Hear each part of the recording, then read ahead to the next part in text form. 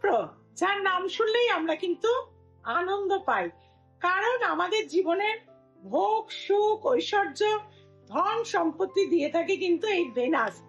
Venous এতদিন কিন্তু ডেবিলেটেড ছিল, আর এই 2রা নভেম্বর দুপুর 1:15 তার স্বক্ষেত্রে ন্যাচারাল জোডিয়াকের 7ম ভাবে কিন্তু প্রবেশ করছে, অর্থাৎ কিছু রাশিকে কিন্তু মালামাল করে দেবে।